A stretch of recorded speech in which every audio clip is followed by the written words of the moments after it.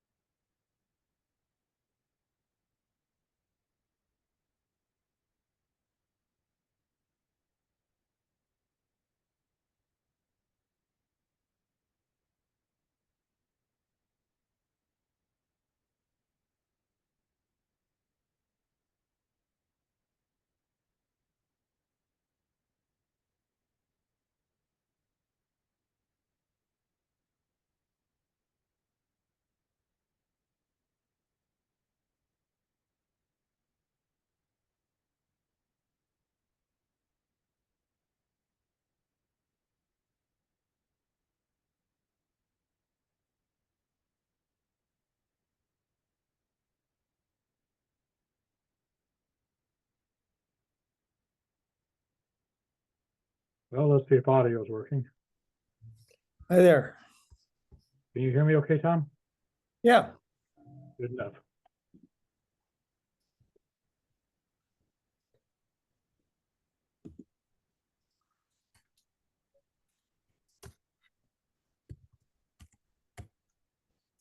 I don't know whether you just saw the email that Todd just sent out. I saw that. Yeah. Yeah, I figured he was either gonna, say that in the meeting or, well, I thought he'd say it at the meeting. I didn't expect him to jump in that way, but yeah, that's the separation he wants. So we're stuck with it. Hey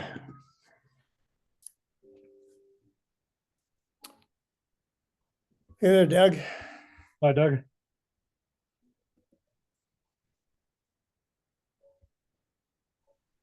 Hi, Justin. Hi, Tom. Hi. How you can hear me. Yep, gotcha. How you guys doing? Good. Oh, Wow. it's big. San Francisco, all right. I have fun, Probably warmer there than it is here, huh? as Mark said, the coldest winter he ever spent was the summer he spent in San Francisco.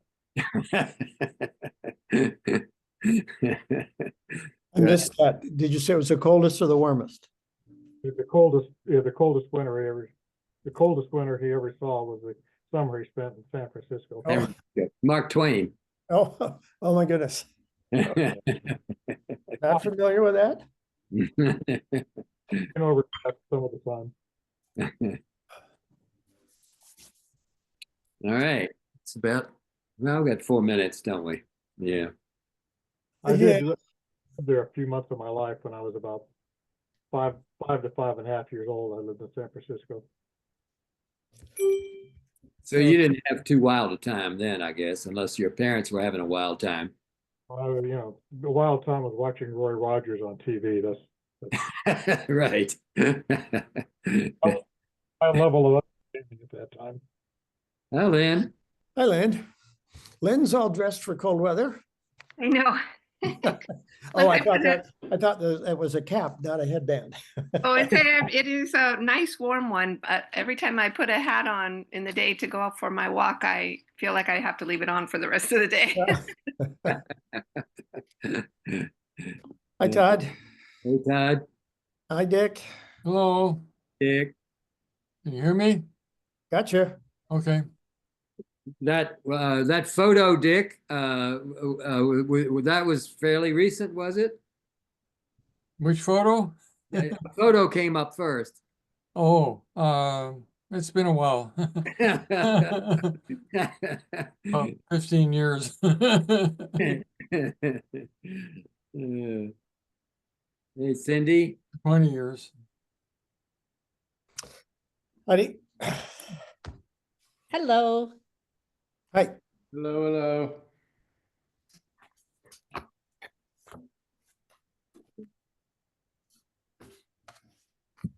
Let's see, who are we? Wait, there's Luba. So we have 1, 2, 3, 4, 6. Okay, we have all 6 of us. I don't know whether everybody got the email, but Sue Sturritz is in Hawaii and apparently doesn't have access to, or else she's somewhere playing too much. So we can start the meeting here. And so I call the meeting to order. It's now, according to my watch anyway, it's 3:59. And the first item on the agenda would be to either approve, amend the agenda. Any comments? Let's see, let me look at it again. I was interested in moving and taking care of the email policy thing for sure, rather than it being down at the very bottom. Let's see. Okay, that's item 12.3. Where do you want to move it to? Yeah, let's see. Where is the agenda? I'm about to find it. There it is. Let's see, 12.3. I don't know, just put it at, switch the order maybe. Put it at 12.1 and then move the other 2 down because they're all old business. Okay, so we'll still keep it, just for identifying purposes, we'll still keep it as 12.3, but we'll move it to the first item under old business. Yeah, that's what I'd like to do. Anybody have any objection to that? Sounds good. Okay, hearing no objection, we'll do that. All right, thanks. I'm gonna take a little note there. Okay, how about the minutes? One of the things that was conveyed there about 3 days ago was the draft minutes. Does anybody have any comments, changes, additions, or whatever to the minutes?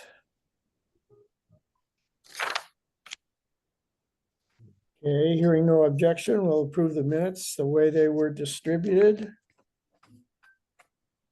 Now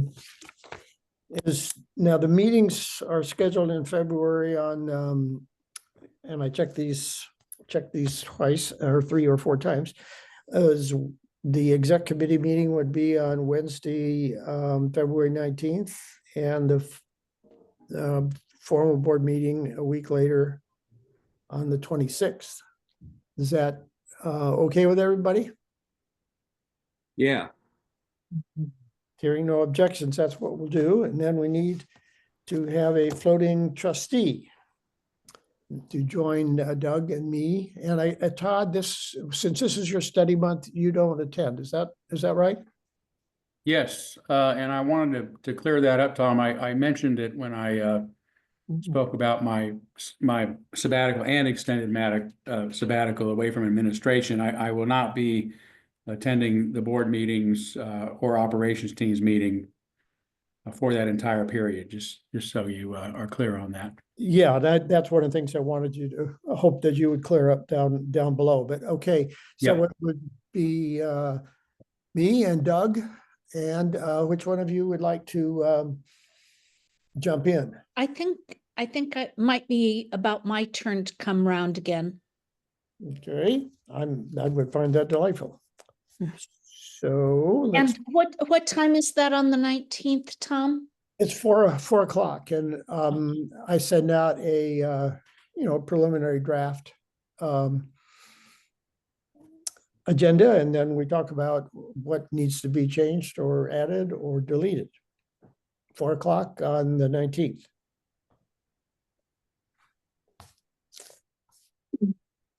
Okay,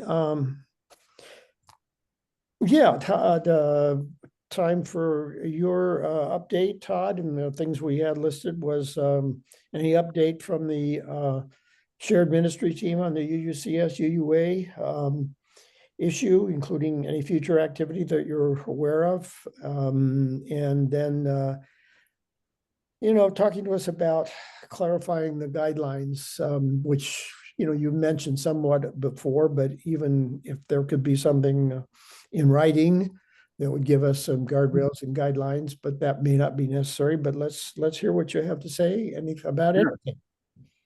Sure. Okay. So as far as the congregational discussion we had a couple of Sundays ago, Wiley's trying to butt in on right now. The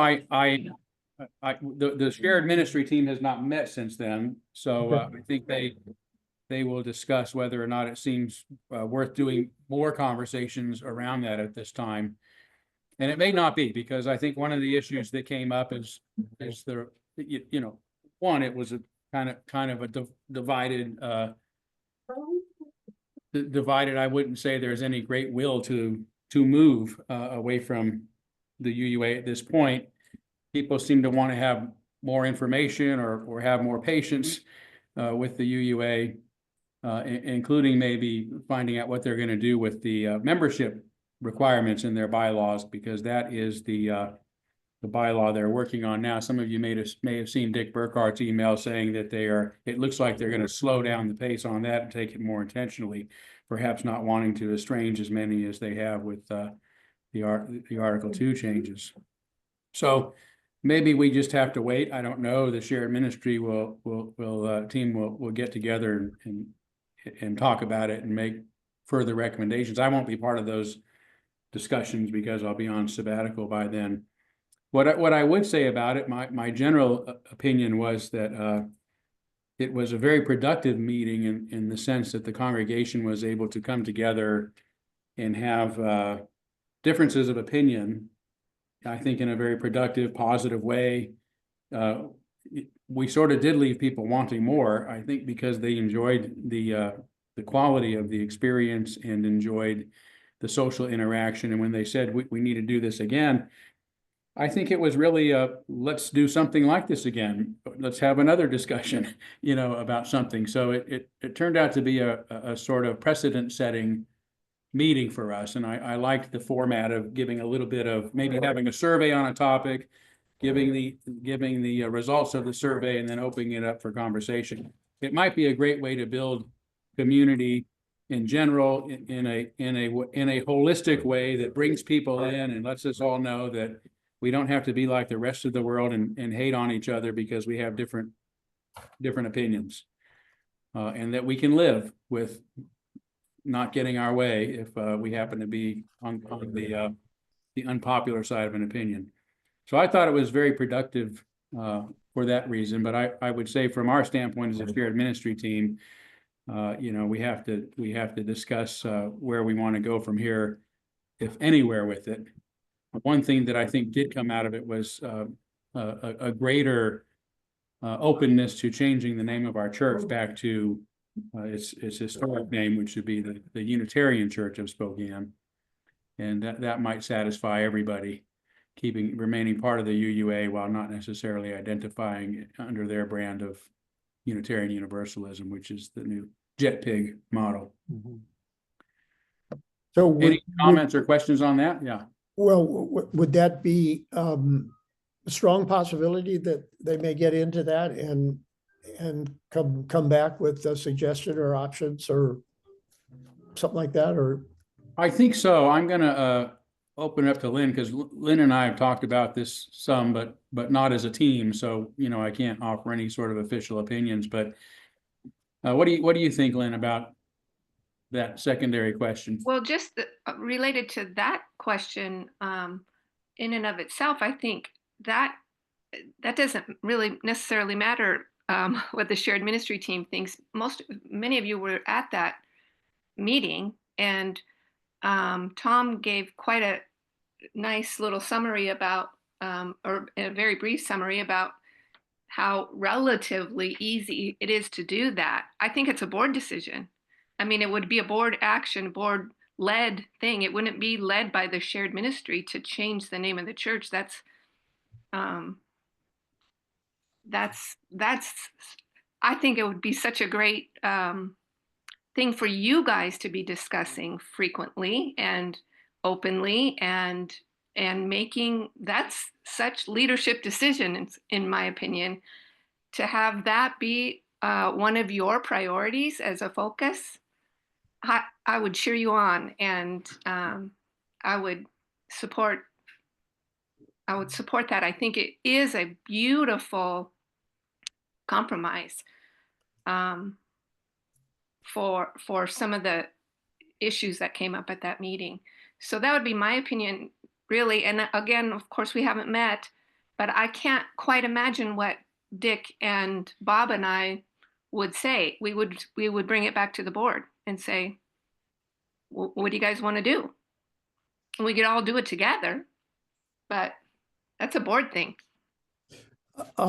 just offering my thoughts on that. Yeah, the board wouldn't make the decision. The board would bring it to the congregation because it would be a congregational vote at the annual meeting. But if any thoughts that might come from the shared ministry team to the board to initiate something or whatever, you know, if your thoughts ended up being the same or similar to the other two people, then that would be, you know, pretty strong incentive for the board to get pretty serious about it, which they would have to do in order to have something on the agenda for this upcoming annual meeting. So, yeah, good, thanks. Sure. And it may be another congregational conversation too, that just on that one Yeah. question, so. Oh, yeah, that's right. Yeah. So as for my sabbatical, and I want to begin with a bit of an apology. I was a little reactive to an email a while ago that went out. I think it originated with Justin about making a motion to instruct the new social activities team on some activities. And I know I've spoken about this a lot, but my friend Doug sent me an email reminding me that this board is fairly new and that my impatience isn't helping. So I want to apologize for being impatient in my response. I would say that I am very anxious about going on this leave. I've not done it before, ever. only taken a month off at a time, and that has only been in recent years.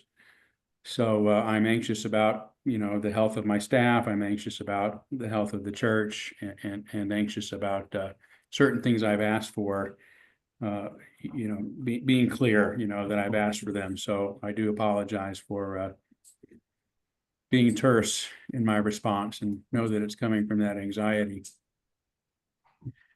As far as the protocols, it's fairly simple. So if it has to do with any sort of administrative crisis, Rebecca will be the person who will reach out to me. She's the designated person. If it has to do with a pastoral care crisis, then Betty Bradabo is the chair of that team, has been given permission and has agreed to be the point person who will reach out to me on pastoral care issues.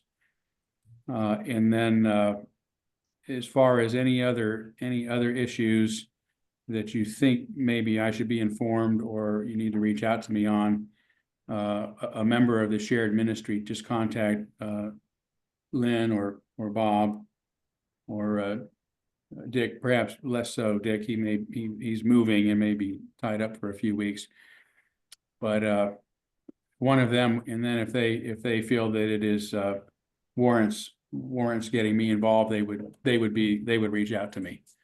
So those are the three people during my February sabbatical, February portion, that can reach out to me. Rebecca Adams, Betty Bradabo, and a member, probably Lynn Janishian or Bob Bernstein, on the shared ministry team. Okay, and it is the board's intent to clarify who would be a single contact for the board to Rebecca or the ops team. And I assume from what you said, we could be the single contact. That person could be the single contact to Lynn or Bob with regard to the shared ministry team. Yeah, that'd be great. That'd be great, and I appreciate that too. Yeah, so I asked last month, I guess, at the end of my report, that you have that in place, so that and part of that is so that when I'm on this sabbatical, I'll be able to feel a little bit more at ease with the contact stream to Rebecca, who as you heard me say, is really getting overwhelmed and not feeling so good about it. So things have been better the past few weeks, so I appreciate that. And I suggested Luba because she's already the liaison, on the ops team. But if Luba's not comfortable with that, I'm also comfortable with you appointing somebody else. Okay, we'll work on that. Okay. That's it for me, unless there's any other questions. Well, you made that your concluding comment was this was for your study month, but is this also applicable during the 5-month sabbatical, which would be through the month of July, just so we all understand that? Yes, preferably, but let's face it, I'm going to be around some, right, during those months. So I'm really taking an administrative leave. So it would be pretty much the same. But I do recognize, I'll be coming in to check with Rebecca, physically, and I will be personally attending to pastoral care issues, and I will be attending to the worship services. So mainly, I just want to not be involved in a lot of the administrative stuff, operations team, board meetings, and really any other meetings, including the shared ministry team meeting, as much as, that's something I'm part of as well. But I just need to back off from some of those more stressful meetings for a while. Okay, I think you've clarified. Anybody have any questions or clarifications? I took notes. I assume maybe some of the others have, and it'll be in the minutes. We'll work, Cindy and Marilyn will make sure that these kind of clarifications are in the minutes. So anybody reading the minutes will know that, and I will put them, as best I understand them, in Tom's tailings as a summary of the meeting. And So that, can I just clarify, the sabbatical is through the end of June, or does it go into July? Well, let me I have to let me count the ways here. It'll be 6 months altogether, so. It's in July. Oops, sorry.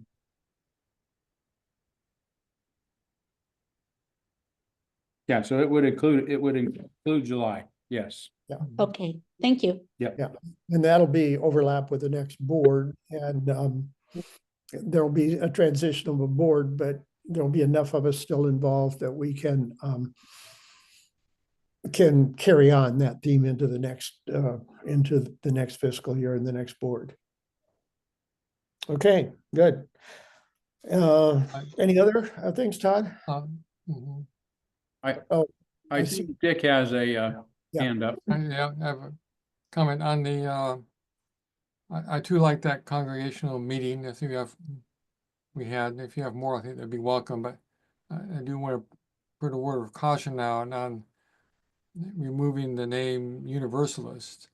I know Richard Trudeau very well, Richard Trudeau, and he's a leader of what's left of the Universalist. Hey, Dick, I just wanted to That's what I interrupt. say, that needs to be discussed. I want to interrupt the forum because that would be part of a discussion, not really Yeah, suited for let's the just say board. that's to be, Yeah. needs to be discussed anyway. Mhm, mhm.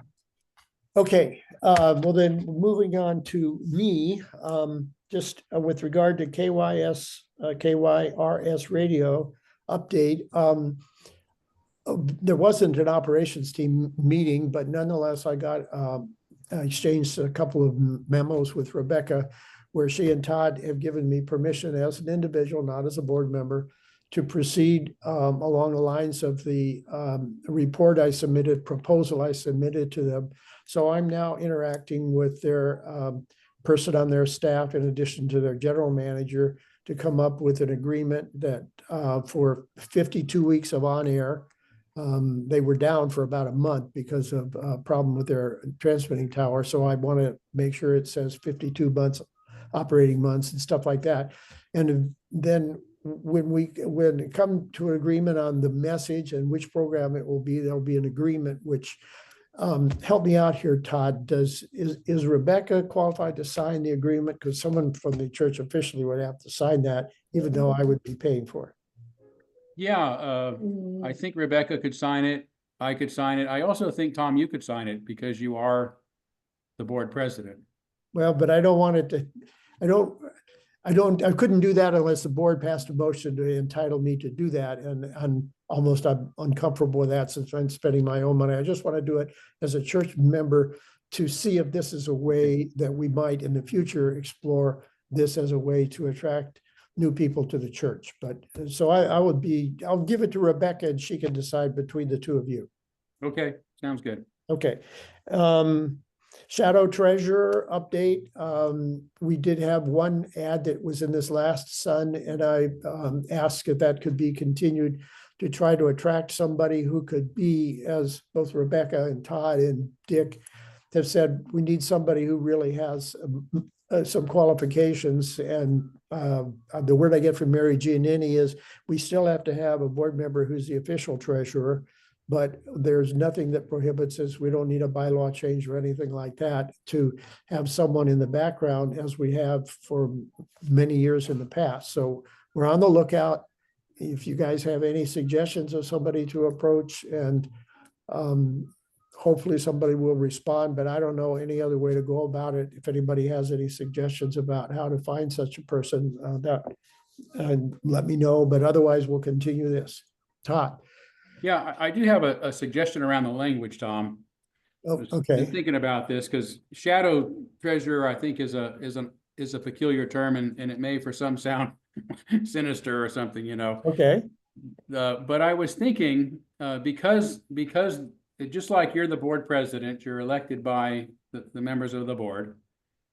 And Dick is the treasurer, he's elected by the members of the board. So Dick is like you, he's the board treasurer. Yeah. Right, which fulfills that need. We could also have a church treasurer. So we could literally say we're looking for a new church treasurer. And the church treasurer would interact with the board treasurer in the sense to help educate the board treasurer, if you will, for reports, those sort of things. on behalf of the board so they could interact, but there's nothing to say we can't have a church treasurer and a board treasurer. Okay, In which is traditionally, we have called them the church treasurer, so Yeah. that to me makes sense, and it might help people understand more what it is we're asking. okay, I will make a change, work with Michelle, with the board's approval and your approval. And I don't know whether I can get it done in time for it to be changed tomorrow, although I can ask her to drop it for tomorrow until we revise it. How about doing that? Yeah, that sounds great. Okay, I'll send an email to Michelle to drop it and while we reword it.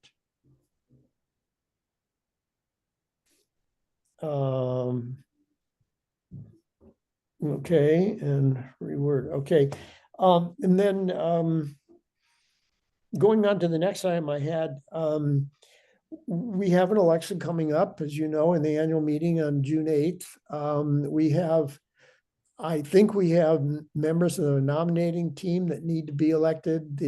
I know we have trustees that need to be elected. And I think as I talked with Karen Dorn-Steele, we have probably one or two members of the endowment team, even though it might be the same person running for their second term. So my intent was to send a message reminding them of that so that they get busy on that.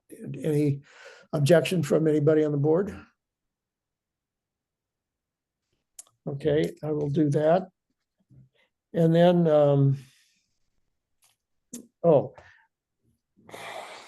we have this chart that we keep of the current status of the trustees and the vacant positions and stuff like that. And once Sue Sturts was appointed, I have not sent one to Rebecca. I think I shared it with board members. Any objection to or to my sending that for publication in the Sun? We did that the last time there was a update, which was after the election last June. And that helps inform, the membership of this whole idea of positions and who our board members are.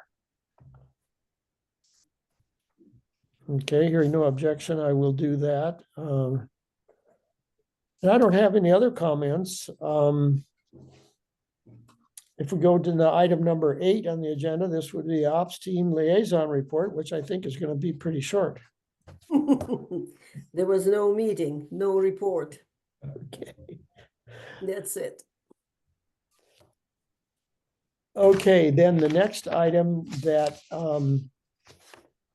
there was, if there's any treasurer's report, and we just got a little bit of an update there just actually a couple hours ago from Dick. Do you want to reiterate that so that, and that'll be included in the minutes? Yeah, usually I want to do a summary update, but I just got the full reports from Rebecca today, and I guess there's still a couple of little things she wanted to work on that. So I'll send those out. But there were, I just looked at the couple of big points on the income and expenses. And this is for the first 6 months of the fiscal year, which is July through December of last year. So it's half the year. And the income totaled $218,000, but the budgeted income was $184,000. That's almost 20% more than projected. And most of that income, which again, almost 20% ahead of schedule, came from increased pledging and increased donations. We did have a successful auction, but I think something like $20,000 was budgeted for the fundraising. Auction raised about $6,000. So we're still need to raise almost 3/4 of the planned fundraising money. So that's actually, even though we did well in the auction, that's still behind schedule, according to our budget anyway. So that's sort of an overview of the income side. It's looking very good, except we are behind on the fundraising still, even though we have a good start on it. On the expenses, similar good news. Expenses were like $172,000 for 6 months, and the corresponding budget amount was $187,000. which means our expenses are well below the budgeted this amount. So about $15,000 or $16,000 below. So maybe 10% or so roughly below. So expenses are coming out low, roughly 10%, income out high, roughly 20%. And that's all looking fairly good right at this point. Okay, any questions? Okay, could I ask you, Dick, to, you sent a short paragraph that had some of that info. Could you give that paragraph a tweak with some of the little additional information? Right. Send that so we can attach that as the official treasurer's report in the minutes. Yeah, I'll send that out. There were a couple other things I'd asked Rebecca. One I went through the report. I noticed that a $500 payment had been made to the UUA, but nothing to NAWA. And she said that was just that the check to NAWA had not gone out yet. I was wondering if there had been a mistake there because we're supposed to be splitting our donations between UUA and NAWA, but that will come out correctly there and after very shortly, apparently. Okay, so we'll look forward to all of us getting a slightly expanded report, and I'll make sure that that gets to Maryland for the minutes. Yeah, there's one more I just missed too. I noticed our budget has very substantial contributions to our budget from the endowment fund. In this case, was it almost $17,000 was contributed from the endowment fund. And I asked Rebecca how that's scheduled. She says those endowment payments come in quarterly, and they're not based on sort of need; they're just part of the budget. So but we need to bear that in mind that a good portion of our budget that we've relied on for balancing the budget was endowment money, and that's coming out of the endowment. Okay. So don't be misled by you see. So we're that's a kind of a subsidy that we should not have to have, but but it is coming in. Yeah, and it is a budgeted income item. Yeah. So that's normally we would not have that kind of budget or a very small one just from interest or profit, that kind of thing. But this is substantial. And again, the fundraising is starting out well, but still behind schedule on the 6-month schedule anyway. Do you know, and it's not important, but maybe you do know, we're getting supposedly $800 a year for the Bluegrass Society for their rental of the building once a month. Do you know whether that comes in quarterly or semi-annually or anything? I'd have to ask Rebecca on that. Yeah, I haven't looked at the special funds. I think things are pretty normal there. I could look at was it Bluegrass something? Yeah, the Inland Northwest Not sure if Bluegrass Society. Hmm. So it might come in a lump sum at the end of the year, but not a big deal. Let's move on with the agenda. Yeah, I don't see that under that name here. Okay. I'd have to inquire from her where that is listed. I don't see a name for it here. Okay, then moving on to. Dick has a Tom? question. Yeah, excuse me. So just a quick sidebar, conversation over potluck lunch on Sunday with a couple members of the endowment team.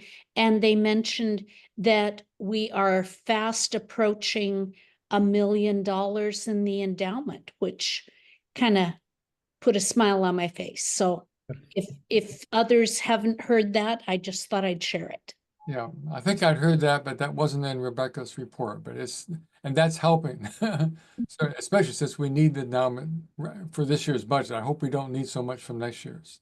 Well, just for clarification, and Todd, you might know maybe as much as I was a former member, the endowment team is able to give approximately, and they seem very committed to it, at least 4% of whatever the year-end balance is of the account. So it's pretty much an income we depend on, and it'll be probably in that range of 4% as the fund exists.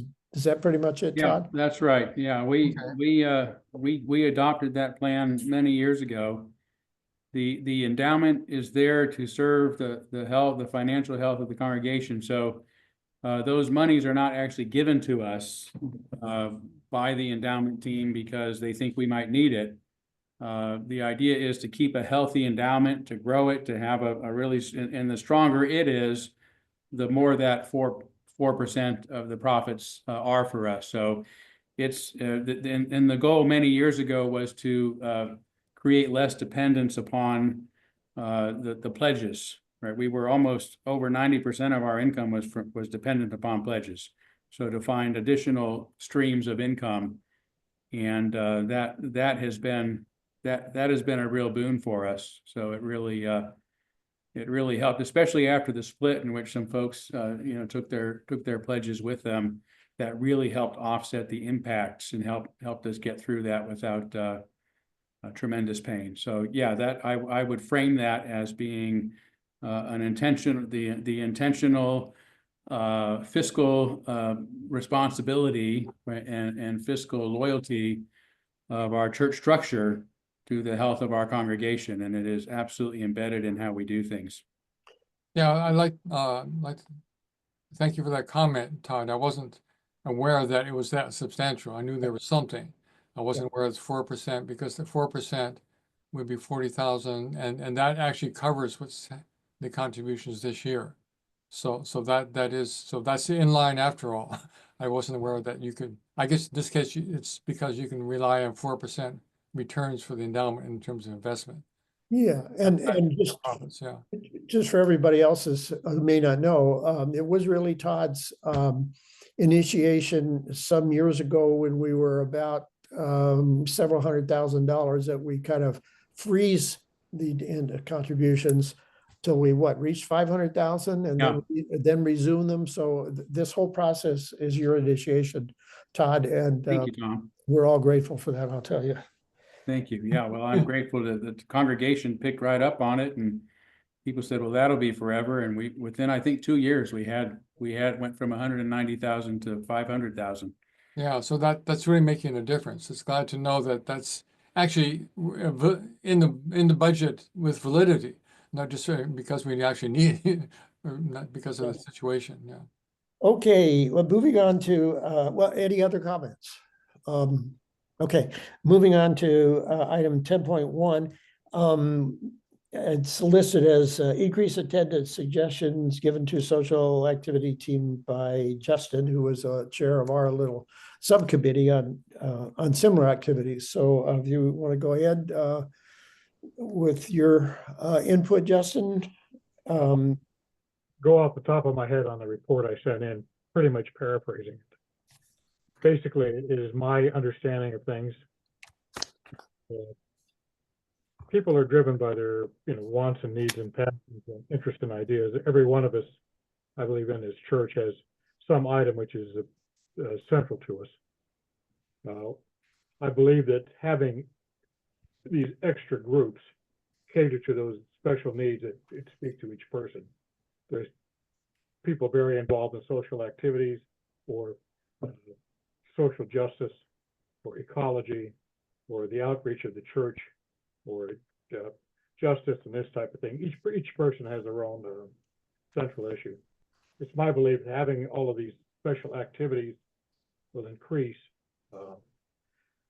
First of all, be great meaning to each of the members of the church, and perhaps draw them in more routine basis, and allow us to reach out to other groups.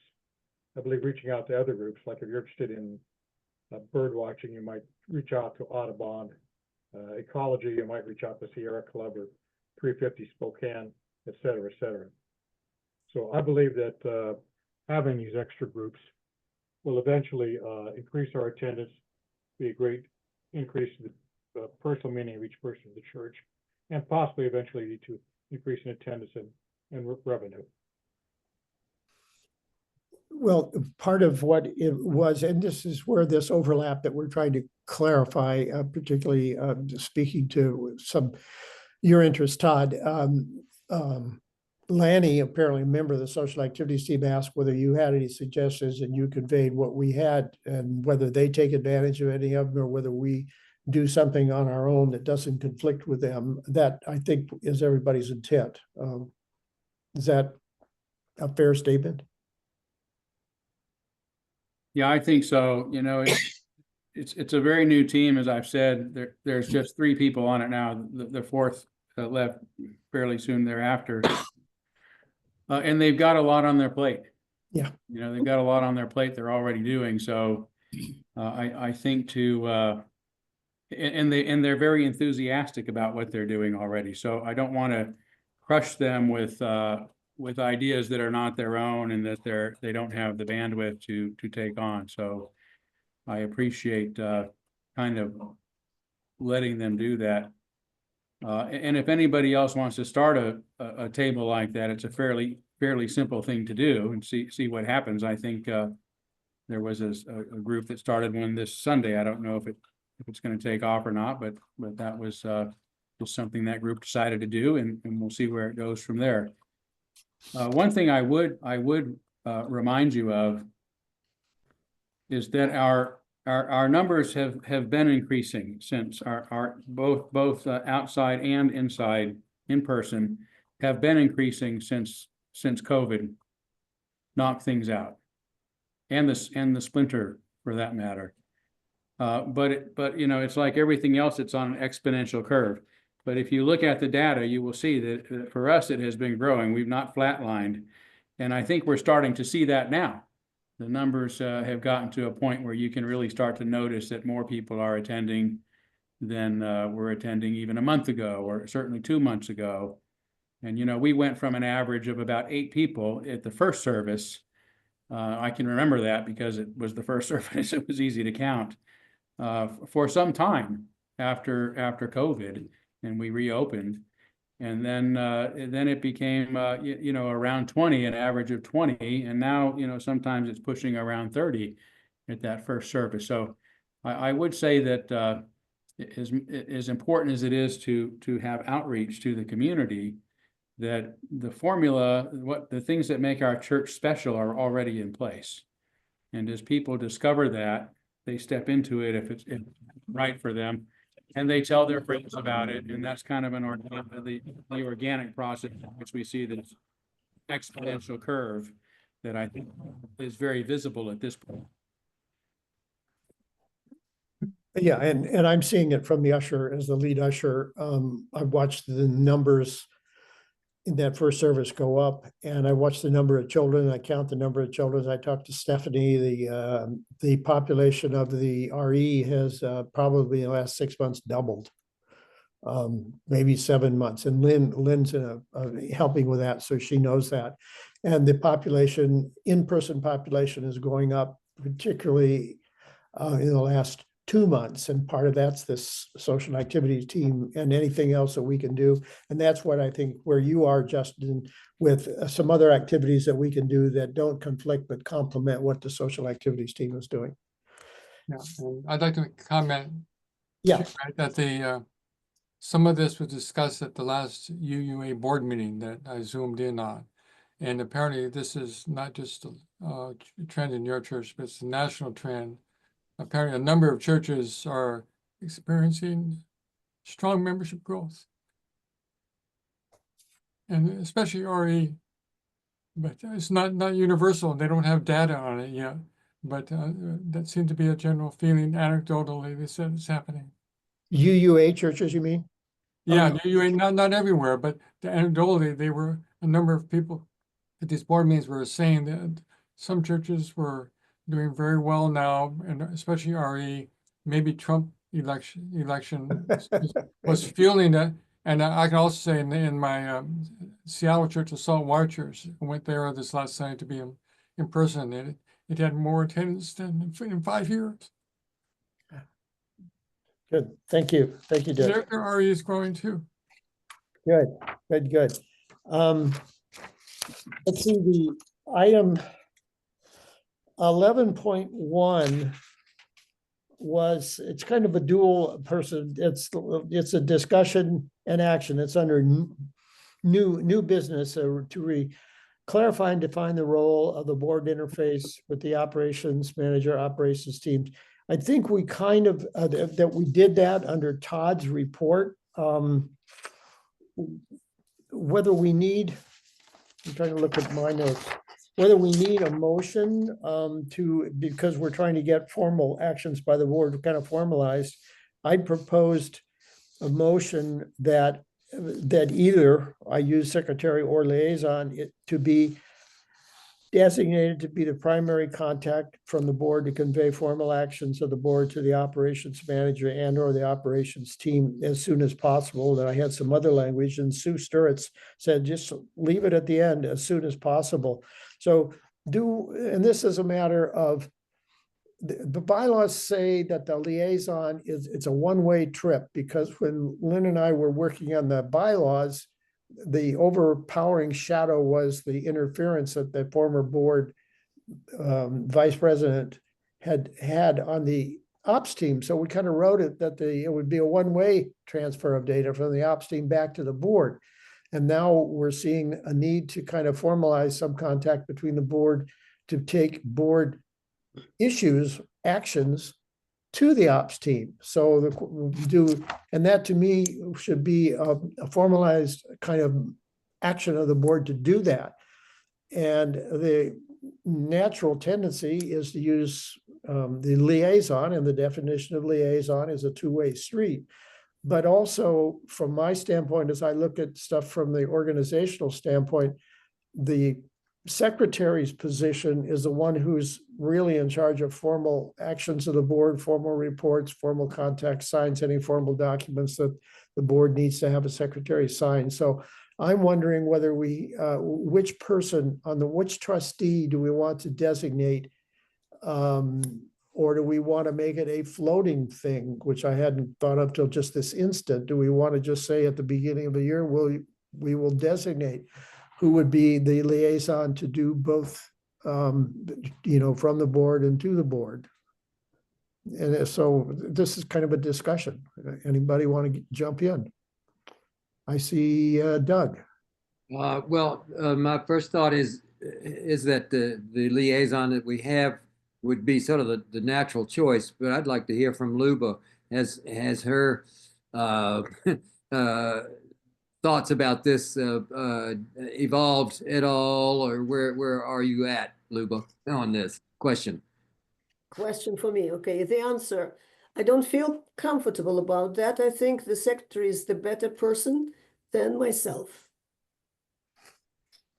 Well, and also in this issue, going back to the kind of outline of the contacts, we had administrative crisis that goes to Rebecca. We have pastoral stuff going to Betty.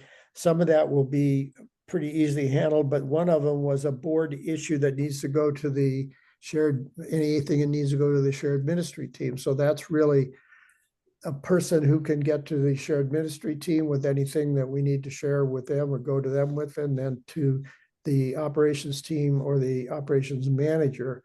So it's not just from the board, from the ops team back to the board, in order to make this work the way we'd like to at least during this sabbatical, if not in extended.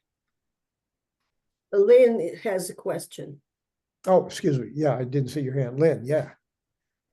Thanks. Well, I guess I do have a question. I'm a little unclear on what the board would want Rebecca to know that would not be covered in your minutes. Well, here's the thing that some of us have talked about. Minutes aren't formalized until about 30 days after some action takes place. And then by the time the next operations team would take place, that would be another 2 weeks. So it could be 6 weeks. And if there was something that required some more immediate action, that right after a board meeting, say this January board meeting, if there was something that needed to get to them at their next February operations team, then it would come before the formal minutes have been approved. So so I guess the glitch that we were seeing. Yeah, so I guess I'm just trying to use my own experience from when we contacted Rebecca when I was on the board. was almost always a question. Like, we need to know how this is done, or we need something that the board was having an issue with that we didn't know how it worked, and we needed Rebecca's expertise on or an answer to a question. And whatever the topic was, it was whoever was dealing with that particular issue just called Rebecca the next day. It was not a formal thing. There was nothing. So you just get an answer to your question. It's not there needs to be a report to Rebecca of what the board talked about. She's going to get that. If there's something that needs to be done, you just call her up. But you haven't, like, she doesn't need to know all of the details unless there's something urgent that has to be addressed. Okay. Doug, Lynn's comments make me raise the question, where did this issue come from that we're looking at it at all? well, it came from just conversations with Todd, and then more formalized in the last meeting, where we were supposed to try to minimize any extra workload that Rebecca would have. And, you know, something as simple as a simple question that she might have like a 1 minute answer to, that, you know, that's okay. But what if we're asking her something that is more work intensive? And that's where, you know, I'm uncertain, Todd, and that's kind of where this is all mixed up with it. Yeah, I think, no, that's why I asked for it. Rebecca was getting overloaded with emails and requests. So having, you know, what I would like is that, you know, anything the board needs to know from Rebecca, including a question, would be something that's brought up in the board, and you would know, okay, the secretary is going to take that to Rebecca at as soon as convenience, right? That sort of thing. Or the liaison, whoever you decide, and I'm good with either of those choices, especially as Luba's feeling. So we haven't asked the secretary yet. I think that's Cindy, so we probably want to get her input too. But that's basically it. So Rebecca knows that it's coming from the board. It was discussed in a board meeting. Rebecca may not go back and look at the minutes. She may not go back and watch the recording right away, but you may need that information sooner than later. Or you may need, you know, I don't know, you may need a document or something like that, whatever the case may be, that would go, that Rebecca knows that's coming from the board. It's coming from a discussion that the board had as a whole, and that therefore she can respond to it. So that's kind of the reason for it. I guess that it's that simple. Well, and I think we're trying to do is, if it can be as informal as possible and still not be a bother, but then it still boils down to rather, you know, there's 7 board members, and it wouldn't be fair to Rebecca to have any one of the 7 people calling her up and asking her things. And that's why it seems that we should have a designated person to be that contact. If I need something, and for instance, if the secretary is the person, then what we're thinking about is going through one person. But that's just my comment, but I see another hand from Doug. This conversation is leading me to believe that we don't need to change bylaws or do anything formal about it. We just have learned that we need to not be throwing a bunch of stuff at Rebecca. And so when something does need to be taken up with Rebecca that comes up at any given meeting, then we should decide then, you know, Luba, do you feel comfortable doing it? Okay, yes. If not, then who should do it? Give it to the instruct. Is it Marilyn, secretary? So I'm the board secretary. Marilyn's the recording secretary, and I'm happy to fulfill that role for us. I imagine, you know, it's going to be used very judiciously and not be burdensome. yeah, so I'm just saying, it sounds like to me we don't need to take any action. We've learned what we need to learn about how to handle this, and we'll just know what to do in the future. And then maybe once in a while as treasurer, I'd want to talk to Rebecca directly. Oh, And so some of this absolutely. depends on the right person talking to her directly too. Yeah. Okay, so we have an option of trying to define the options. We could just add a 1 or 2 sentence additional responsibility to the secretary in the bylaws, so anybody becoming secretary would know they have to do that, or we could not do that and just leave it to be that that we would, in a board meeting, when we have something that we need to contact a person, Rebecca with, whether it's administrative or whether it's operations team, we could just say, okay, Cindy, you do that, or Doug, you do that, or I would volunteer to do that as president. But I'm still trying to be responsive and respectful of inundating her with. So can I just Agree that like, we're gonna like do right that. now, there's nothing, you can, at the end of this meeting, we can say, is there anything that Rebecca has to know urgently? All right, Yeah. Doug's gonna call her tomorrow, right? And then you're just done. You don't have to worry about it. It doesn't need to be so formal. It's just, there's no, oh, we have to have this person all the time. I mean, if somebody might not be at a meeting one day and something comes up, it's just not that big of a deal. She doesn't need to know all the details. She only needs to know if you have a question that's urgent before the next meeting, Well, they aren't all just questions, Lynn. or comments or something that Rebecca is responsible for that you need. Well, I wished I could feel entirely comfortable with that, because it seems like I have been one who's been at times trying to get some information, which I thought was fairly simple, and it turns out it wasn't simple. And, you know, the question I had, I have an instance in mind, but I don't need to go into it, in which apparently it wasn't a simple answer, and I simply didn't get any answer at all. Well, maybe it would be helpful to give us the example.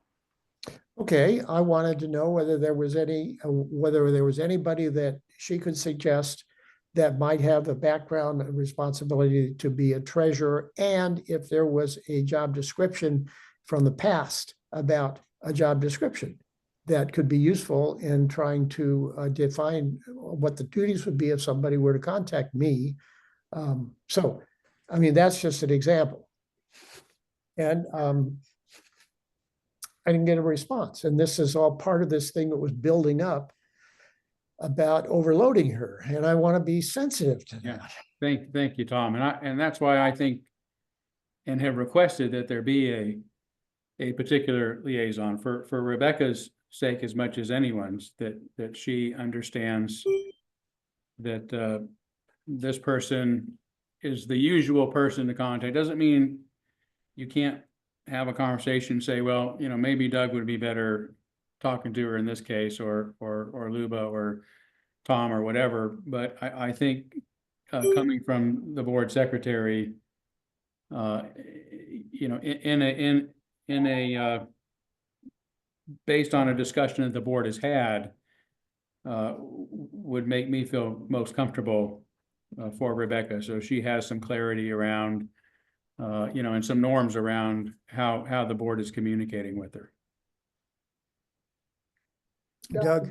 And I think another important part of what Todd's been saying to us all along is that it needs to be something that the board says we need to.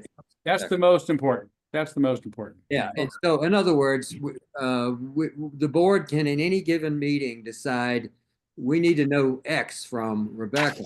Who's gonna ask her? And it'll probably be Luba, or it might be Cindy, but we can just wing it, you know. We just don't need to do anything more now other than have this conversation for greater clarity, which I already have a lot more clarity. Yeah. And I'm okay with that. If the board sticks with that process, I'm good with that. Okay, and along with that line, as a suggestion from Marilyn Johnson, our recording secretary, she said, why don't you try to focus all the items under new business or old business that would be where actions take place that would require some kind of some action on the board one way or another, including contact for an issue to Rebecca. And that's why there is a little bit of a reordering of the agenda to have new business and old business, where we think these actions would take place that would be conveyed, that could be conveyed to Rebecca by whomever. And what we're saying is, when we take an action, let's decide who would be the best person. And obviously Dick Burkhardt as treasurer has an automatic, kind of an automatic contact as treasurer. So can we kind of leave it at that we won't have a motion to designate anybody specifically. We won't change any bylaws. We'll function when something takes place that needs to be a contact from the board to Rebecca, that we'll decide who should this contact be on this subject, but which may mean she'll get different people. Or Todd, would you like it to have it all funneled through one person? What works best for Rebecca and you? Well, I mean, given what you guys are saying, I'm okay with it not being the same person all the time. I would suggest that, there may be some norms, that, I mean, it does make sense that the secretary would, in this case, Cindy would probably be the most likely person most of the time. That would give Rebecca a level of normalcy, right? But at the same time, it's okay to say it needs to come from somebody else. Okay. Okay, we kind of have a plan here. Mostly it would be through the secretary for formal board actions, but do that as often as possible and minimize individual contacts with Rebecca. I've worked back and forth with Rebecca on this KYRS thing, and that's because I was a member, not as a board, not as a trustee. But okay, I think we got some guidelines here, and we know what the sensitivity level is. You're here. Okay. Now the next item, 11.2 on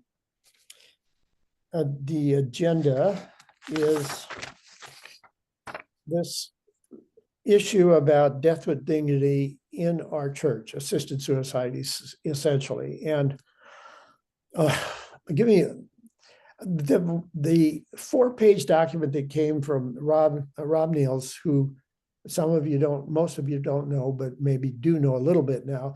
He was a very active member pre-1995, and then he broke off from the church over this whole issue of death with dignity, which was not, assisted suicide was not legal at that time. In 2009, the Death with Dignity Act was passed and it became legal. It was revised in 2023 slightly, and he's not a member. I asked him, said, Rob, are you a member? He said, no. He said, I would be, he said, I probably should, because I'm very thrilled with what I'm hearing on Sunday mornings. And that would be you, Todd. That's a compliment thrown in your direction indirectly, if he hasn't spoken to you directly. But what he's asked is, in the bottom 1/4 of the last page, he's simply raising the issue, could he or someone else choose to use the church? If they chose to use the church, would the church be willing to accept an act of assisted suicide that met all the requirements of the state law? And I have contacted Compassion and Choices and reached out to the State Department of Social and Health Services. The answer I get back is the state law is not location specific, but it is specific with a procedure of the number of doctors. They have to approve it, and there's a prescription that has to come from an authorized pharmacist and all that sort of thing. So the question is, do we have a committee to refer this to? It was an open letter to the board, an open letter to the church. It came to me because he knew I was the board president. So what do we do with this? Do we have a committee? Is this a decision of Todd as the CE and the senior minister? Is it something the shared ministry team should deal with? Is it the social coordinating committee deal with it? Does it go to the congregation or what? So that with that background, what kind of conversation do we want to have with regard to this issue, including just ignoring it or saying we have no comment, whatever? I see Cindy's hand. So I'm familiar with this issue. I've read Rob's letter, and the question that I have is why the church? Because he could go through this process at his home, or if not his home, on private property elsewhere, or in a hotel room, or there's a service called Sagebrush Crossing out by Cheney that offers this service. And I don't understand what the church would be offering, especially since it is decided law. I mean, if it wasn't law and we wanted to make a visible social stand, that makes sense, but why now? For what reason? So if anyone can shed any light. Well, I can shed some light because he had conversations with me. He's in declining health, and I'm sure he has himself in mind. And when I asked the very same question, he said, "Well, I'm not sure I want my friends or relatives to think of my home as a place that I died or that I took my own life." And some other place seemed to appeal to him, but that's my trying to convey some of his kind of random thoughts to me. Maybe this needs, and one option the board would have here is to continue this item and ask him to come and address the board itself. But so I can't answer your question exactly, Cindy, and those are questions which could best only be answered by him. Mm-hmm. If we choose to go further. And I see a I'm- hand up from. I'm just not seeing, a need that needs to be fulfilled by our church. And I'm very agreeable to the idea of assistance in dying. It's just why at our church location? I mean, there are no beds there. It wouldn't be physically as comfortable as a bedroom and a private bathroom and that sort of thing. No, he would have to provide all of that stuff. But one of the things he did say, now that you kind of put that term, brought that to mind, was he said he's looked at this. He's been involved with assisted suicide long before it became illegal, and probably participated in lots of illegal ones. His point seemed to be, a point that he made to me was, we recognize the birth in our naming ceremonies. We marry people. We do memorial services. He said this is another factor of life's passage, and why not in one's church? So that's the best answer I can give you, Cindy. And I know you had a comment, Justin, and then Todd. Well, my comment is I had the exact same thought. I could almost hear myself talking when Cindy was talking. Okay. You beat me to it, Cindy. Okay, Todd. Exact same question. Todd. Yeah, and Tom, how I feel about this one. I don't think it's really a board matter. It's one person who came up with this. It's really out there as far as topics go. It doesn't feel like it's something the board should create a policy on. Although you could, if you wanted to put a policy in the policy book about dying in the church, you could. I would say that this issue came up about just a month or so after I first came here. Oh, okay. There was a gentleman who so here's the problem with the law. Okay, you can't die in a hospital. You can't use the concoction to kill yourself in a hospital. You can't do it at hospice house. So because Spokane is a medical center for people that live very far away, they sometimes come here and they want to have that option to die if their pain gets so bad without having to suffer. But they can't do it anywhere because they don't have a home here, right? So we were approached by someone to do it at the church, and I said, well, that would require a lot of congregational conversation and whatnot. You can do it at our home, okay? So he ended up, I met him and he actually, you have to get the concoction no more than 2 weeks before you die. So we had this lethal poison in our refrigerator for 2 weeks. And then he died at hospice with his family came and he was comfortable dying there. So then I had to dispose of this and I had to get help because they wouldn't take it back at the pharmacy. So I had to figure out how to dispose of this lethal medicine in my refrigerator. It's a real hassle. And then we were contacted a few years later by a woman who it had a tumor and she was basically paralyzing half of her body. She was getting to where she wasn't going to be able to function and do it unless she did it soon. Same situation. Her family was here, but they had no home to do it in. So she came here and she died. Now this was right after England, where the medication comes from, had stopped giving it to us because we were using it to kill inmates and they protested. So they had a new concoction. Now, fortunately, it worked on Bridget, but there was another man that same night who just fell asleep and woke up perfectly fine the next morning.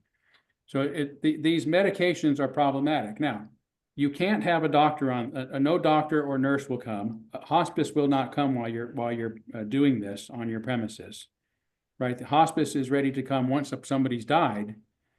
And the person who is doing it has to be of sound enough mind and physicality to take the concoction themselves. And it has to be the concoction. It can't be the nitric oxide, which I think he mentioned that he wants to do, which is illegal, right? So there's legalities, there's health concerns. It's a weird ritual. I mean, yeah, we do weddings and memorial services.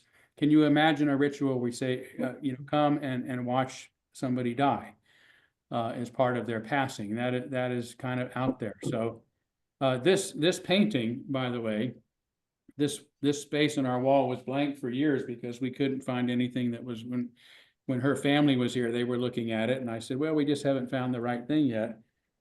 And I came in a week or so to the office after she had died. And this was in my office. And it was just her family said it was Bridget's and they thought she would want us to have it for this empty spot. So I'm reminded of Bridget every day dying in our home. And I remember her name and, it really was a beautiful thing.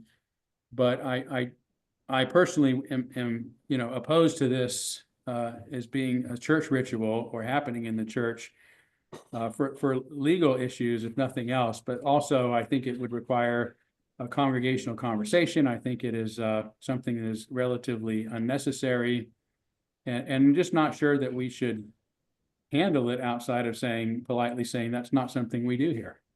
Well, the question is, I think I wished he were a member because that would be responding to a member, but does the board want to, I mean, we need to, I think we owe him some kind of response. So the question is, what do we do? How do we do this?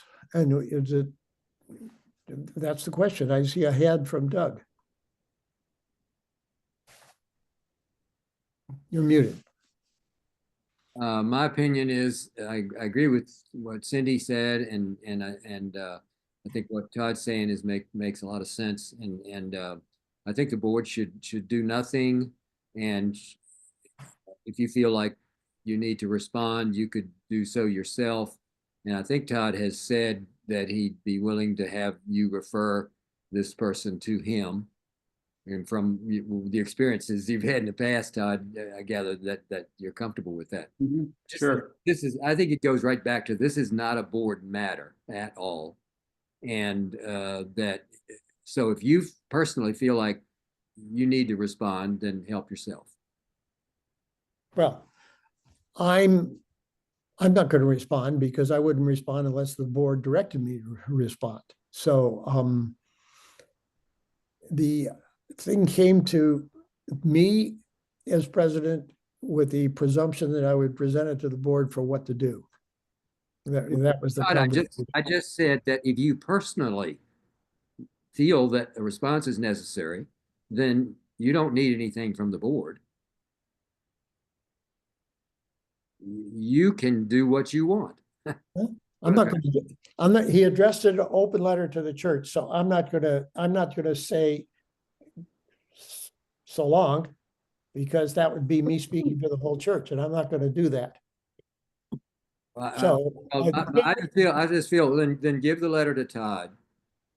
well, that's a simple way out, and if Todd's willing to do that, then what we would be doing is part of this thing, and as Lynn has pointed out to us before, is when a question comes to the board, we have to decide whether it's board business, policy matter, or whether it can be conveyed to some existing entity in the church. I move that this is not board business. Okay, so if it's not board business, Is there a second? Yes, okay, Call the question. well, we have to have Well, some, no. we've had some discussion. There's a motion that's come forward that this is not board business. This doesn't, and then we've had a second, so some discussion.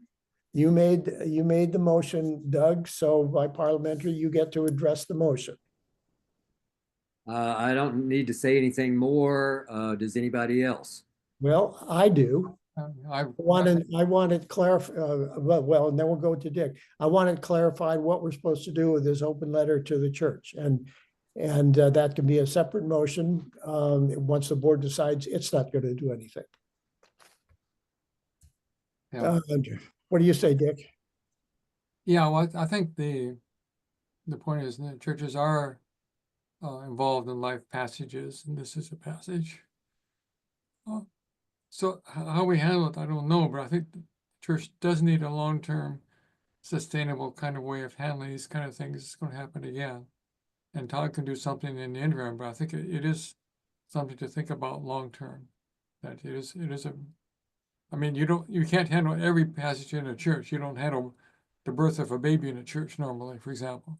But there may be some things, and is this the appropriate thing, or there's some interim obstacles? Maybe will eventually be appropriate. I'm not really sure. It sounds like from what Todd says, there are some obstacles, but maybe these can be overcome, or there's a better alternative, or whatnot. I don't know. Well, the question before us is that the board not take this up. Essentially, that's it, Doug, right? Yes. yeah. That the board not take a position, that was the second. So, and this is just a simple motion, a 50% motion, which would take 4 of us. Well, actually, we have only 6 members here. Yeah, it would still take four of us. So let's vote that the board not take up this issue, not consider it board business. So those in favor of the motion. Okay, the motion passes by 4, and I'm going to abstain.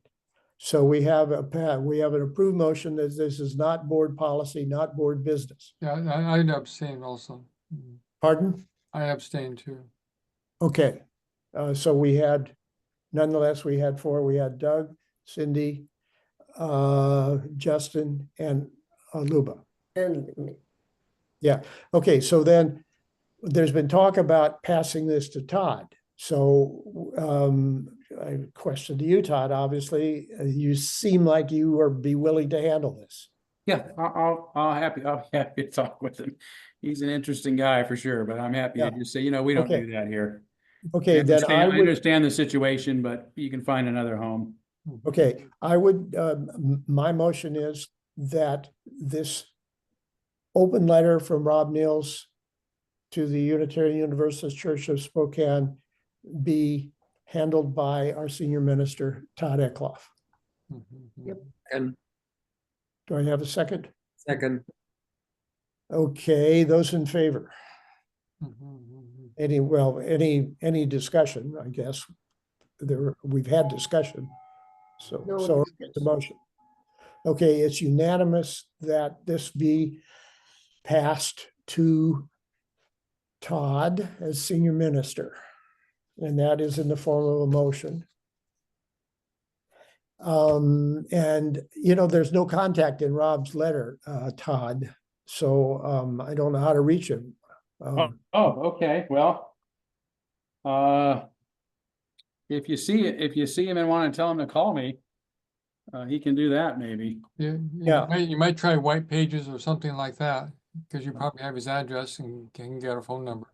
Well, Yeah, I will I'll try to come up with something. I kind of did that already, but I wasn't successful. It's not fair to give an open letter without contact information.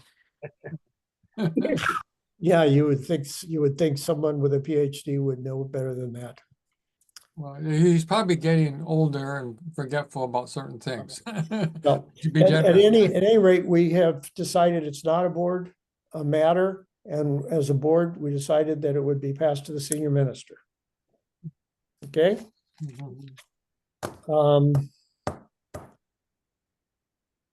Oh, then the other action 11.3 is, as I mentioned, we have this chart of the trustees and their positions. Do I have the board's permission to forward that to Rebecca and Michelle for inclusion in the Sun as just an update on the board positions and the trustees? Okay, seeing no objection, I will consider that an action to be taken, and that actually will be done by Cindy, but she and I can talk about that later. Okay, under old business, actually, we're moving right along here. Old business was whether the board wants to discuss, and do we want to take action about the board wishing to formulate any plans for increasing our non-pledge income? I thought we were going to do I thought we reordered that. Where is it? Let's see. Open this. No, that was the one where, excuse me. Yes, we moved 12.3 up to the top. So the first item under old business is a discussion reference possibly amending or tweaking the existing adopted email policy. You're going to address that, Doug? Yes, I am, and let me get it up. Can everybody look at the thing I sent out? And I'm trying to look at it myself right now. For tweaking the email policy. Yes. Thanks. And I don't think we go.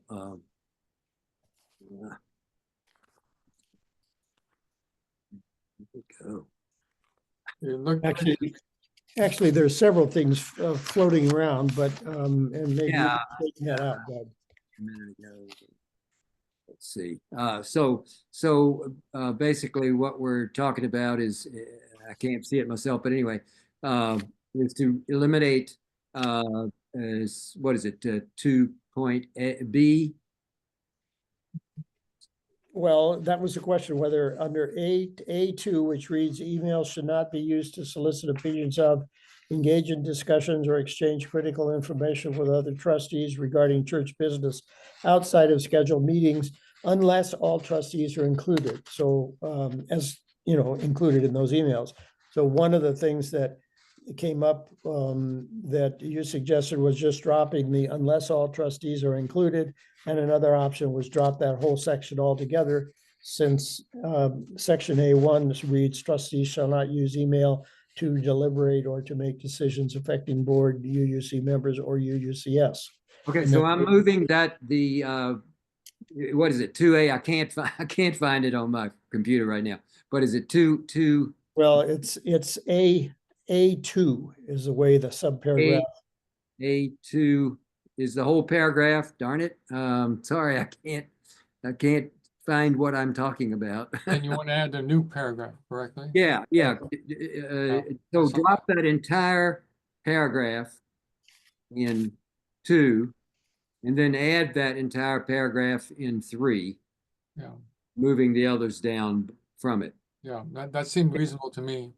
Yeah. Okay, so the proposal is that you're proposing, I guess you are putting it in the form of a motion, or if I could reword your thought, which would need a second, is to drop the entire paragraph identified as A2, which reads the emails should not be used to solicit the opinions of, engage in discussions or exchange in critical information with other trustees regarding church business outside of scheduled meetings, unless all trustees are included as context during such an exchange. That's what you wish to. Drop that entire piece. Yeah. Okay. Tom, if you can let me share my screen, I happen to have that document up. I'm happy to show it.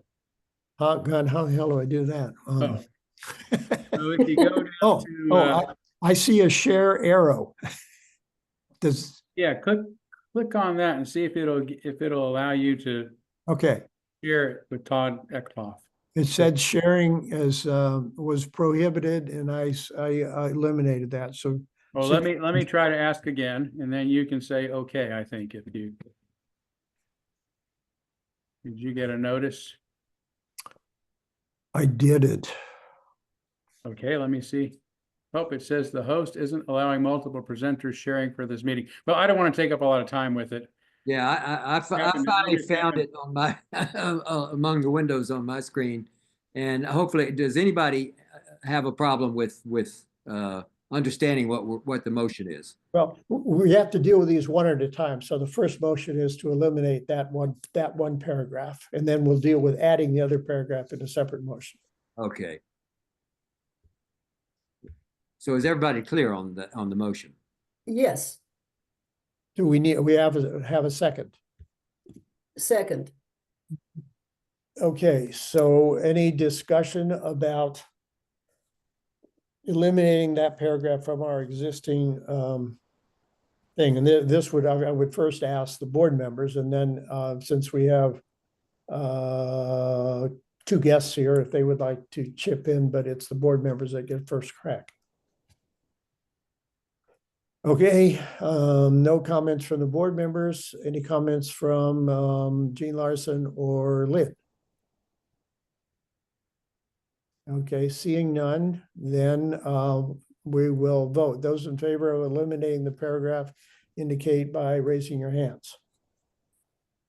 Okay, all 6 board members have voted in favor of eliminating that paragraph.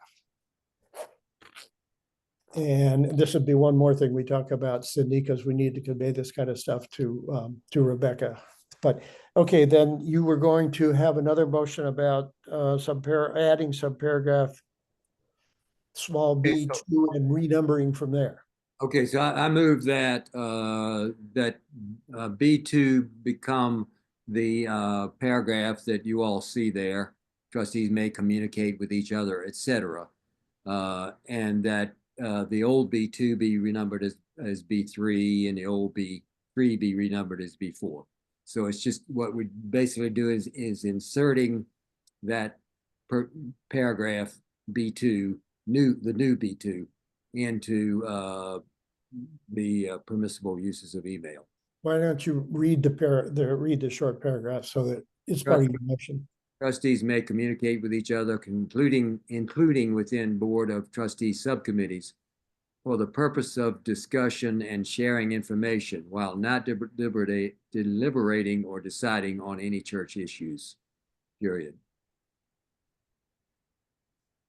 Okay, mine reads a little different than that. Did you reword it? Well, how does yours read, Deborah? I think I changed yours because I thought that the end of the sentence was confusing. What's the end of your sentence? Well, what I had down, which I thought went out to everybody, was trustees may communicate with each other, comma, including within trustee subcommittees, comma, for the purpose of discussion and sharing information, comma, while not deliberating or deciding on issues that require full board involvement in an open board meeting. I found that confusing. In other words, that would imply that we could deliberate and decide on church issues that didn't require the entire board. And what we're saying is we're not going to discuss, deliberate, or decide on any church issues. And that's what it says up. I agree with that one. That's better. Yeah, and that's what it says up under prohibition. Trustees shall not use email to deliberate or make decisions affecting thing. That's it. So my motion stands without what. Okay, then you'll have to convey that. If this passes, you'll have to convey that so that Cindy gets all the right information to convey to Rebecca. So I think that was in that second email that you sent around, Doug. Right. Okay, all right. Okay, so we have a second. Who seconded? Luba, did you second it? Yes. Okay, and any more discussion from the board members? Any comments from Lynn or Jean Larson? Okay, seeing none, let's vote for approval of adding a subparagraph B2 and renumbering below that. In favor? Okay, unanimous in favor for the 6 of us who are here. Okay, and so this would be the kind of board action that we can convey to Rebecca. We could wait till the formal minutes are done, since there isn't any real hurry unless we need to get it. I asked Rebecca to put a hold on the last amendment that we did in December. Unknown caller. So I think she's in a hold position. So maybe we can do this soon enough so she could get that on it before we start into all the budget stuff. So Cindy, you and I could work on that. Okay. Okay, that takes care of that. So then we're down to the item, which would be, Hang on one second, Tom. yeah, So the other thing that I've distributed with everybody, my role as the 5th of 5 children was peacemaker, and so I'm bringing up this letter to Todd and the shared ministry team as an effort to continue my role as peacemaker, because there was some there was a little upset a month ago. okay. And so I hope everybody can see the letter, and it's not, I'm not sure I want to move that we send this letter. It may be just that it's here, and but anyway, could we just talk about it and see what the board feels about this letter or about this matter of my wanting to be a peacemaker? I like the letter.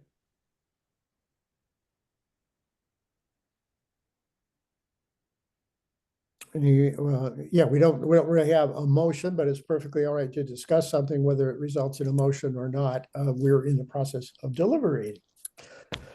I think it's, in my personal opinion, and I don't mean to guide anybody else, I think it's probably appropriate.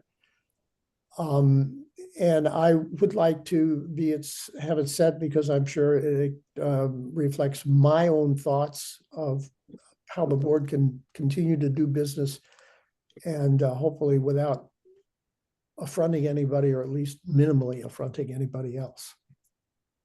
Well, I'll tell you what, I'll go ahead and move. I'll go ahead and move that would it be Cindy or Marilyn is directed to send this letter to Todd on behalf of the board.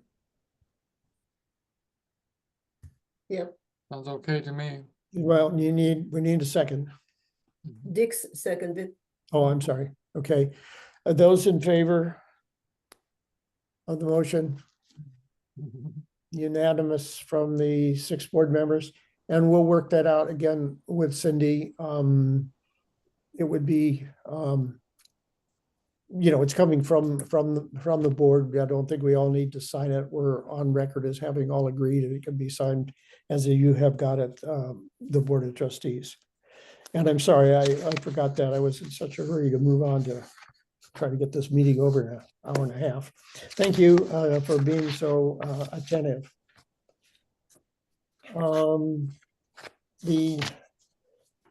Then the next item on the agenda here, when I find where I've laid my agenda down, is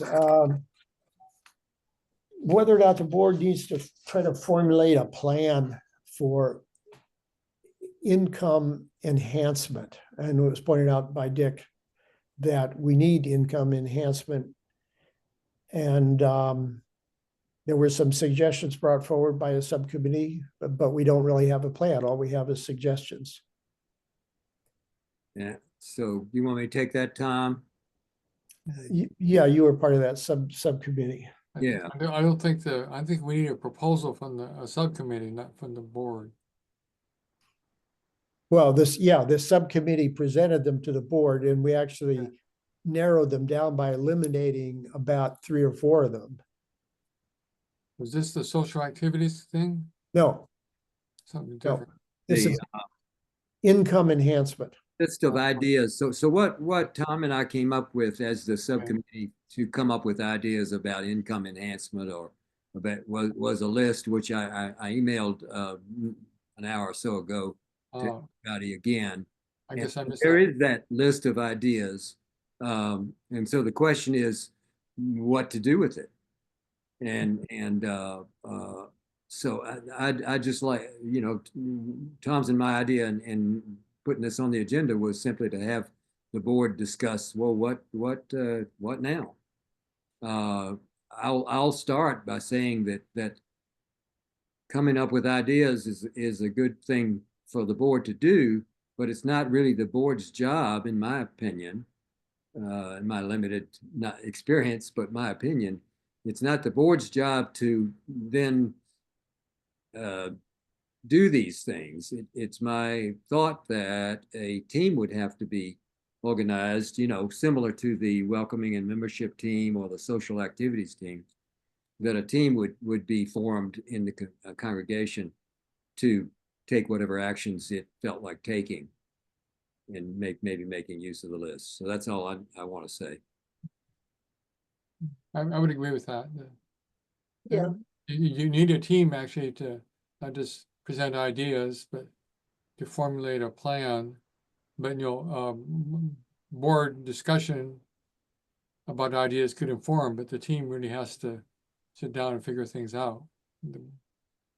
Yeah, I also can add that the ideas could be that summarized as the ideas of fundraising, the ideas of advertising, and the idea of asking other churches or other organizations what ideas they have about the income enhancement.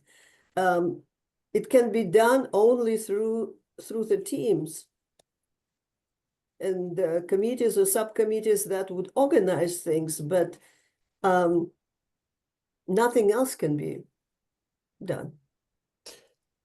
Well, we don't have an existing team to take this on. And if the board is going to not be a kind of a nuts and bolts operating team, we've already gone so far as to come up with suggestions. And now it's going to be a matter of essentially, which we have the authority to do, is finding and appointing some kind of a subcommittee to develop a plan and investigate which of these are appropriate to undertake or to at least try. Yeah, Doug. First of all, let me say, I can't figure out how to raise my hand with the way Yeah. I can't find anything on here that says raise your hand. It's So working. I'll do that. It's called React. It's called React. Yeah. It's like on my computer. But I mean, like, if it says React, then click on that. okay. Thank you, and thank then you, Dick. it's just- Thank you. I needed to be educated. It So, changes over time.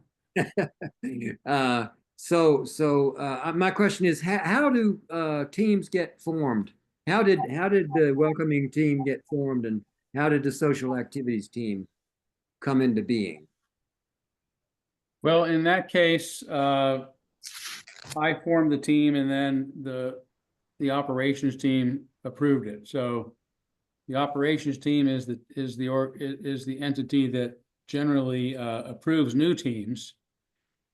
However, the board can also create its own special teams for special purposes. So if you have projects like the finance team, for example, is an existing team that is supposed to be staffed by the board, not necessarily by board members, but the board fills that team and it operates on behalf of the board versus anything else. So if you were to do, for example, a strategic plan team, it would be the same thing. It's a team for a specific purpose to help the board accomplish its goals. So you could come up with, you know, create a team, perhaps staff some board members on it or a board member to it, nothing else. And ask some folks that you think might be willing or capable of doing it. Jean has, I see Jean's hand is up, joining the conversation here. Okay, I was just going to give a little history. When we had an active finance team, they had a team called Ways and Means under them, which was in charge of fundraising. And then we had the generosity team, which also was in charge of generating more money in the way of pledges or with special activities. So I'd say the first thing is to get those teams going again.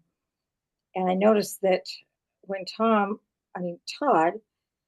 tried to get the social team going, he readily found people who wanted to be on that team. So I think the board needs to enlist Todd's help to get people excited about joining a team. Well, it wasn't as easy as it sounds. We literally went through our membership list and found the 3 people we thought weren't doing anything that might be willing to. And fortunately 4 said yes and 3 have stuck with it. So it is very difficult now because the effect of the COVID, of course, the congregation is aging. The new people are not very involved yet, and maybe they will be. So it's tough.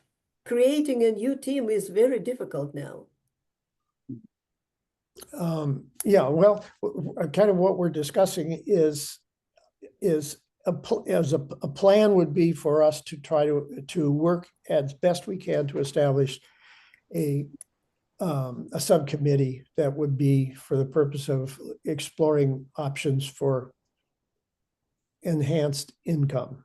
And we can make a commitment to try to find people to do that.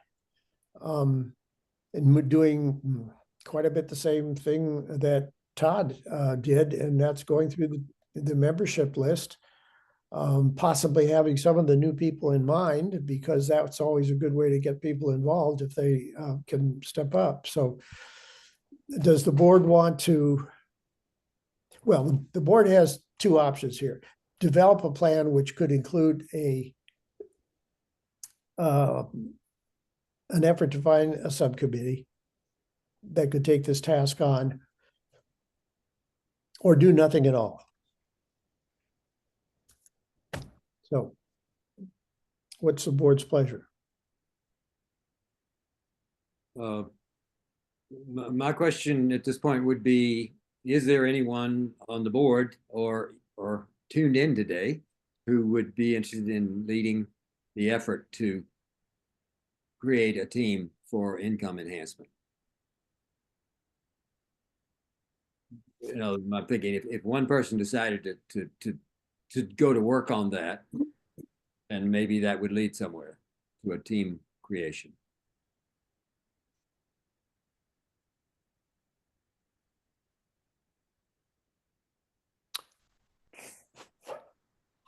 Well, I can say that I would be willing to make an effort to, if the board wanted to proceed, that I would make an effort. Maybe I would even ask to divide up the membership list into 2 or 3 places, or 2 or 3 pieces. That would require my my bothering Rebecca for a membership list. But then seeing if I could enlist a couple of other board members in going through the list and seeing if we could identify 3 or 4 people to reach out to. Well, Tom, thanks. And Cindy could ask Rebecca for the list, by the way. And so I move that the board direct Tom or yeah, I guess direct Tom to Authorize. authorize. Thank you. That's a thank you, Dick. Authorize Tom to lead the effort for the creation of a income enhancement team. Period. Second.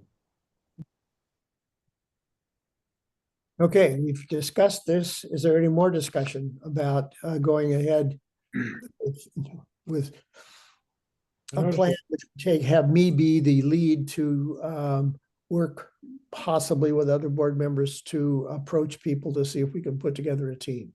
Is that a fair representation? Mhm. Well, let's try again. That sounded a little wordy. To be honest with you. I'll say it, and Cindy, can you write it down and then read it back to us? I move that the board authorize Tom to lead the effort to create an income enhancement team, period. Okay. Move that the board authorize Tom to lead the effort to create an income enhancement team. Yeah. And of course, since this is a recorded session, we can get the exact wording as we're going to have to on a couple other items, Cindy. So with that motion, it was been Tom, seconded. if I could just really quick, just Yeah. wanted to let you guys know that it is possible for you Luddites to go onto our website and access the membership list there. Oh, is it kept up to date? Yes. Oh, okay, good. But who is the best person to ask about unknown new members? I'm just sort of curious. I won't be part of that, but if their names to come up and Tom doesn't know them, how does he find out about new people? Todd, are you referring to the Breeze listings? Yes. And now my understanding is individuals have to opt into that and create their listing. So what if someone joins the church and doesn't? No, we add their names to it ourselves. Yeah. Okay. So they have to opt in to gain access to it. Okay. But the names are there. So, and I can't remember if it indicates who is a member and who is not or not, but because we do have some folks that are friends, but yeah, I would start by looking for the people you know. Yeah, and I've used the Breeze. I use the Breeze list quite a bit, and it does surprise me sometimes the names I find on there that I haven't seen for years. But we would know those people, and it's good to know that new people are added immediately after becoming members. That's what you're saying, Todd? Yeah. Yeah. Okay. Good. Well, we'll work on that. Jean has a question. Well, Jean's hand's been up for a long time. Oh, okay. Jean, do you have a question? There. Okay. Then the item 12.2 is Yeah, but I don't think we acted on that We have to motion. vote on that. Oh. okay. I thought we had, but okay. It's been moved and seconded. So let's go ahead and vote. Do we have a vote? Those in favor, please. We have, I'll raise my hand. Make it unanimous. Mhm. Okay, six trustees voted for that. Then similarly, 12.2 item is, does the board wish to formulate a plan for increasing in-person attendance not in conflict with the social activities team?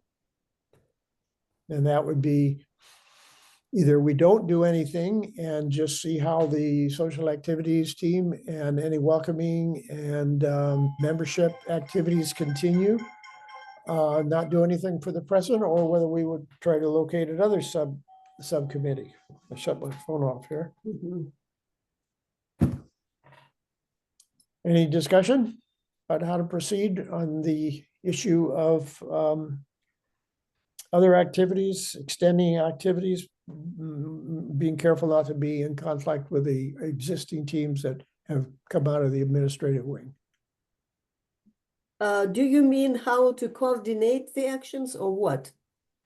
Well, if kind of like that, there was a list that came up from the team that Justin and you and Cindy were on, and some of those have been undertaken. We actually started talking about them before the social activities team started, because we started talking about things like this in July and August. But is there anything else? And one of the things that's come up, of course, is Sue Stewart and Doug having their support group meeting, and there's been other suggestions. Do we want to have a team that actually puts together a plan that includes some other items that might be complementary to increasing attendance on Sunday morning, and maybe even involving our online community if it was possible?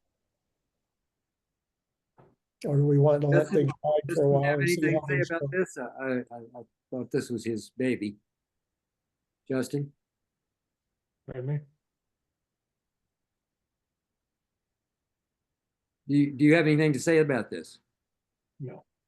Okay. It seems to me that that these things are happening without us having to do anything more. I'm leaning that direction, that let's see what, we've got a lot of things happening on Sunday mornings.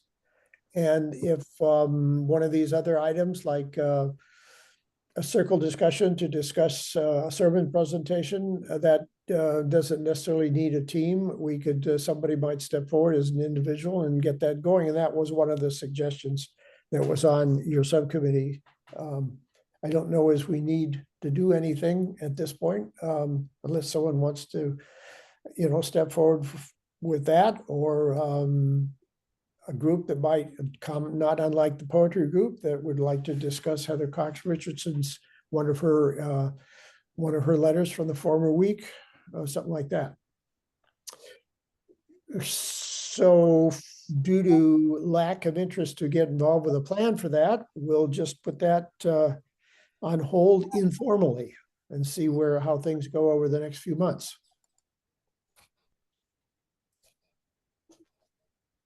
Then the next thing on the agenda would be any kind of member input, which would be item 13. And of course, we have the board members who can chip in, and we have Lynn as a guest and Jean as a guest. I see Jean has her hand up. Yes, I just have an idea to pass along. Going to other churches' websites and newsletters is a great place to find ideas, either for fundraising or programs or membership ideas, lots of things like that. So when you have a little free time, just click on some other churches and you'll be interested in what you see there. Do you, and that's Interesting. That's an interesting idea. Do you, Jean, or anybody else, Lynn or Todd, that have communications or associations with other churches through NAUA, have any churches we should kind of zoom in on? I think the Salem Church. Another one I look in on is Fresno, California. But just pick a state and and find one that has a good, either a good newsletter or a good. Oh, let me just back up a minute. I do have an idea for fundraising, and that is this comes to me from the Fresno Church. Once a month in their newsletter, they list the donations that people have given to the various funds in the church, like the sharing fund or the endowment fund or whatever. And I think it's something, if you give more than $50 to a fund, then you're listed. And it also reminds people what the various funds are that are available to donate money to. And I think that might stir up some interest in giving. Rockwood here, Rockwood South Hill does that every month. They list contributions to the various funds, people who've contributed, not necessarily how much. So, and that does remind you of, they do have specific funds you can donate to. I don't know as we have anything quite like that. But the other one church that I'm familiar with, the Valley UU Church in Chandler, and I get their information. I have access to their information. So that's a good. Those are good points. Thank you. Let's see who put their hand up first. I think it was you, Justin. Yeah, I mean, as far as looking at websites, that's an interesting idea. It occurred to me that the churches we have a lot in common with are members of the Spokane Alliance. They're very similar to us in many ways, and they have much of the same goals that we do. And I think that probably, and also particularly the Westminster United Church of Christ is very similar to us. So I think that might be a fertile place to look as far as looking at websites. Okay, I'm writing those down because that would be part of the income, possibly part of the income enhancement thing. So that'd be a kind of an expansion of earlier discussion. Doug, you had your hand up at one point.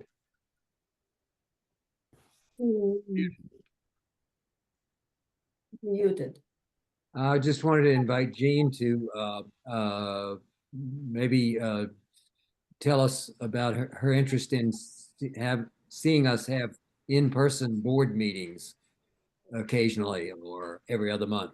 And I also invite her to say we got an email from her about surveys, but I'm still unclear as to what she wanted us to do or about that. So I'm inviting Jean on 2 topics.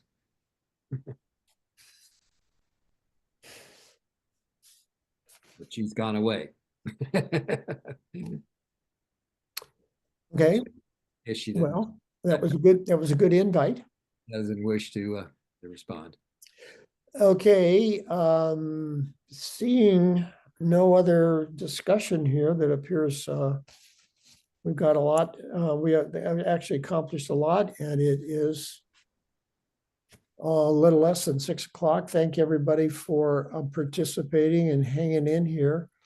And tomorrow I go through the minutes and the notes I've taken, and I kind of outline Tom's tailings, and that will prompt me to be in touch with Cindy so that she and I can work on contacts that might be necessary, as we have discussed in the meeting, including if we have to either waiting until the minutes are approved in February, or if it's something more urgent, working on something sooner than that.